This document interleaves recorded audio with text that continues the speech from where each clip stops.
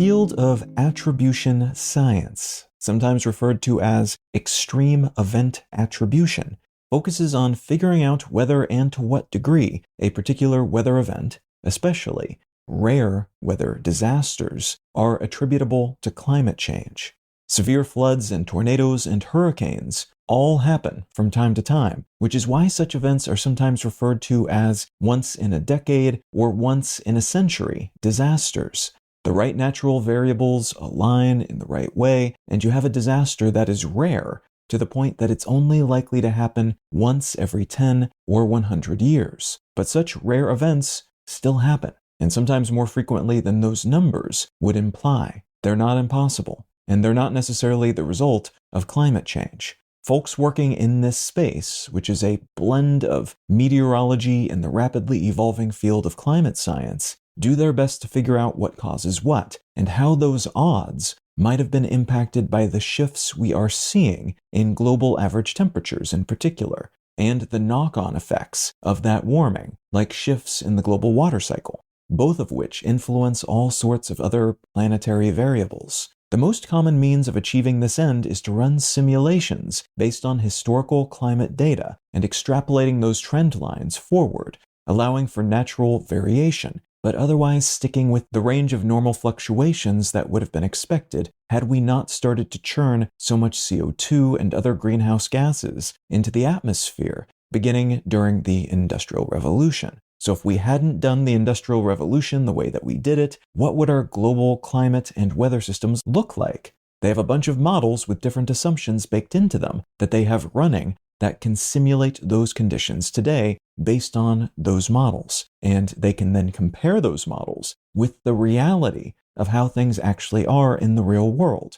A world in which we did start to burn fossil fuels at a frantic rate, with all the pros and cons of that decision aggregating into our current climactic circumstances. This comparison between a baseline, non-climate change impacted Earth, one in which the Industrial Revolution, for all intents and purposes, did not happen, and what we see happening on real Earth, allows us to gauge the difference in likelihoods for various weather systems, and increasingly even specific weather events, like massive floods or hurricanes. It also allows us to ascertain what elements of a disaster or system are more or less likely, or the same, compared to that baseline Earth. So maybe we look at a regional heat wave and discover that it was a rare event made more likely by climate change, but that the intensity of the heat experienced was not impacted, as was the case with a heat wave in Russia in 2010. Climate change made the heat wave more likely, but had such a heat wave occurred despite its low likelihood, in that non-industrial revolution scenario, the heat would have been roughly the same intensity as it actually was in real life. Both components of this system, attributing events and patterns to climate change and confirming that they were not impacted, that they were just run-of-the-mill bad luck, the consequence of natural forces, are arguably important, as while the former provides data for folks wanting to predict future climate change-related outcomes, and provides some degree of ammunition for the argument that climate change is making these sorts of things worse and more common, which helps put a price tag on not moving faster to shift away from fossil fuels. It's also vital that we understand how climate and weather systems work in general, and that we are able to set proper expectations as to what will change and how as the atmosphere's composition continues to change, while also understanding what will remain the same,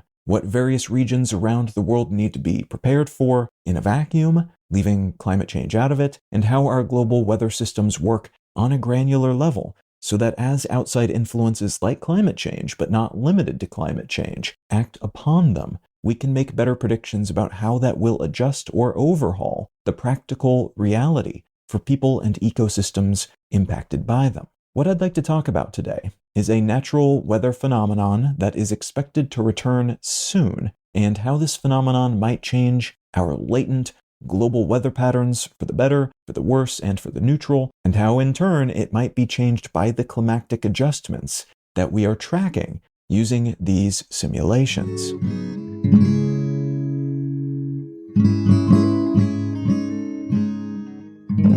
You're listening to Let's Know Things. I'm Colin Wright. Learn more about Let's Know Things, subscribe to receive free email updates, and or become a supporter to receive monthly bonus episodes at letsknowthings.com. The El Niño Southern Oscillation, or ENSO phenomenon, is the moniker we've given to a collection of sea surface temperature and wind variations in the Pacific Ocean that, largely unpredictably, tweak the patterns of these systems from time to time, influenced by and influencing a large number of other micro and macro scale systems around the world. Most directly, ENSO dictates how warm it will be across the tropics and subtropics, El Niño bringing warm waters to the surface of the relevant oceans, and the Southern Oscillation referring to air pressure variations spanning the ocean between Tahiti and Darwin, Australia, low pressure tending to occur over warm bodies of water and high pressure over colder bodies of water. When the water in this part of the Pacific, the central and east-central equatorial Pacific, is warmer on the surface, that reduces atmospheric pressure thereabouts, which in turn reduces the strength of the Pacific trade winds. That reduction, among other things, decreases rainfall over parts of Australia, India, and Indonesia, while upping the same and also stoking additional cyclone risk in the tropical Pacific Ocean. Fundamental to understanding why this is a big deal is understanding that this tweak in water and atmospheric conditions causes low-level surface trade winds, which usually blow from east to west, to either stop blowing, to barely blow, or in some cases to completely reverse direction. If you think about how weather patterns form, determining everything from who gets rain and how much to what temperatures are like in a given area, because those winds pull warm or cold air along with them as they pass over warmer or cooler parts of the planet like mountains and glaciers and deserts and tropical rainforests, think about that and it becomes clear why this change-up is such a big deal. There's a neutral phase of this phenomenon that typically occurs between warmer and colder phases. And during that neutral phase, we usually see other similar systems that are interconnected with and predicated on still other geographic and atmospheric variables, like the Pacific North American teleconnection pattern and the North Atlantic Oscillation. Both of those have more of an impact on global weather and water cycle patterns when this ENSO phenomenon is in its neutral stage. When the system is in a warmer El Niño state, though, that tends to cause a lot of heat waves throughout tropical regions in particular, while also spiking global surface temperatures for around a year, with all the secondary consequences of suddenly jolting the global thermostat higher, melting glaciers and ice caps, increasing the range of disease-carrying pests, messing with planting seasons,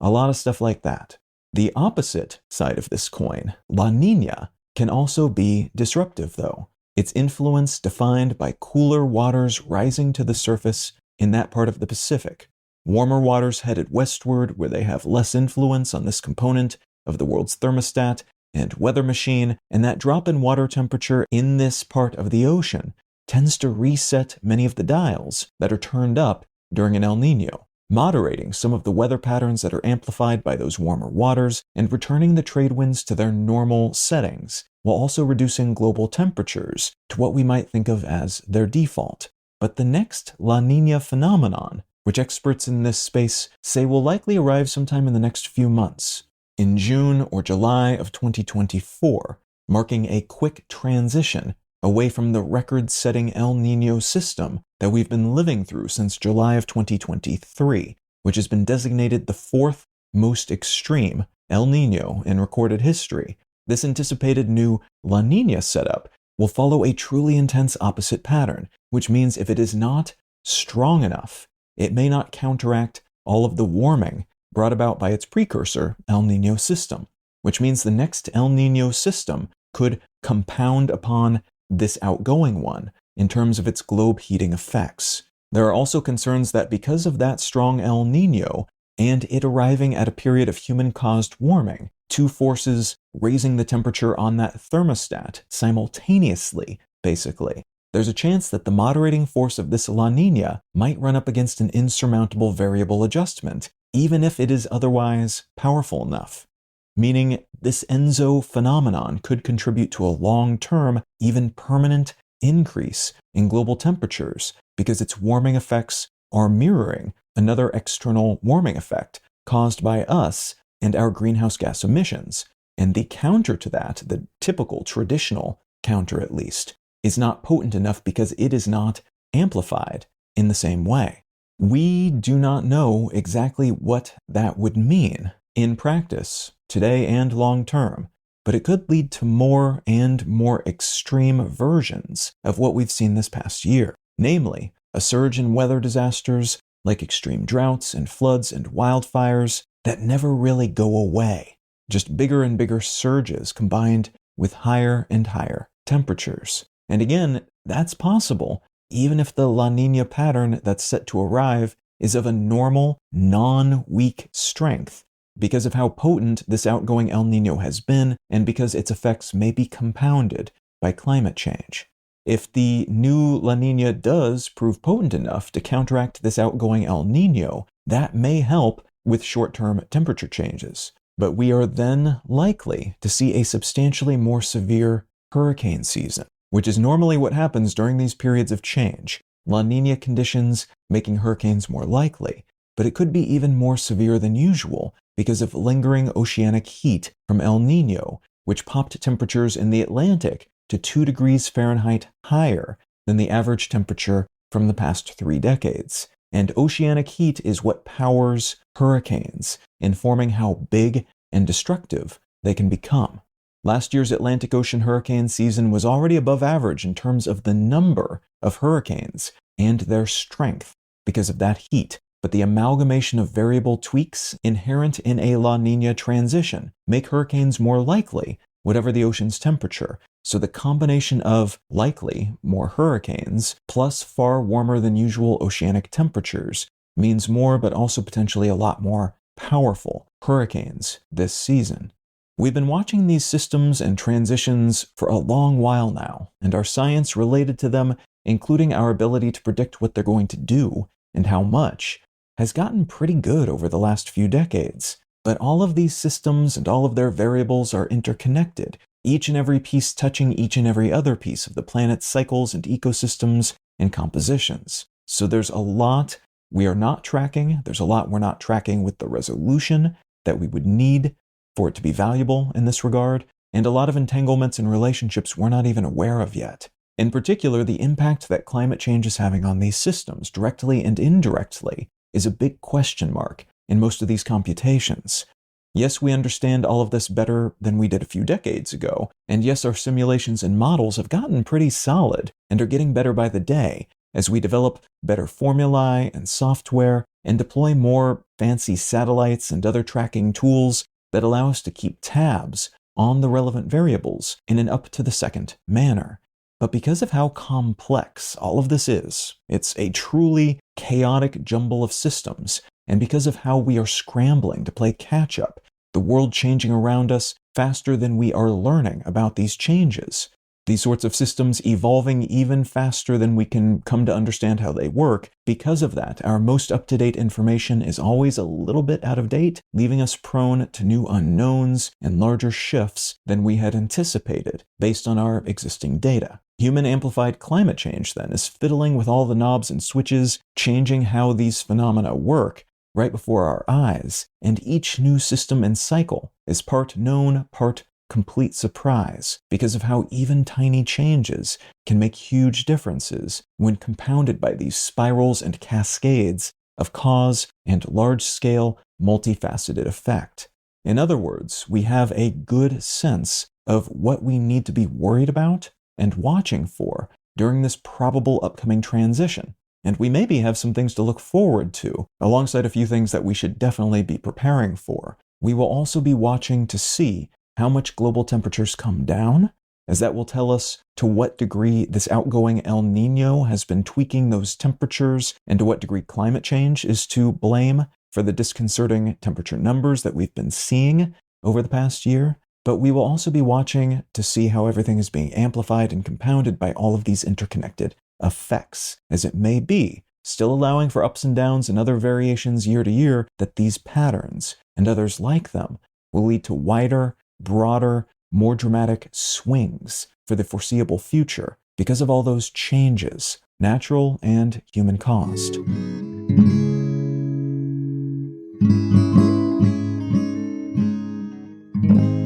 The book I'd like to recommend today is called Titanium Noir by Nick Harkaway. This is apparently meant to be the first book in a series, and I'm looking forward to the second entry in this series, if that does end up being the case. The main character is a detective, and this is set in a world in which a treatment has come about that can turn people who can afford that treatment into not just nearly immortal and incredibly healthy and intelligent and strong versions of themselves, but it also makes them into titans. It makes them bigger because of the way this therapy accomplishes that end. There's only a few thousand of these titans, people who can afford these treatments in the world, but it has massively disrupted society, their emergence. It has further separated the haves and the have-nots. And that detective main character is entwined, interconnected in interesting ways with some of those important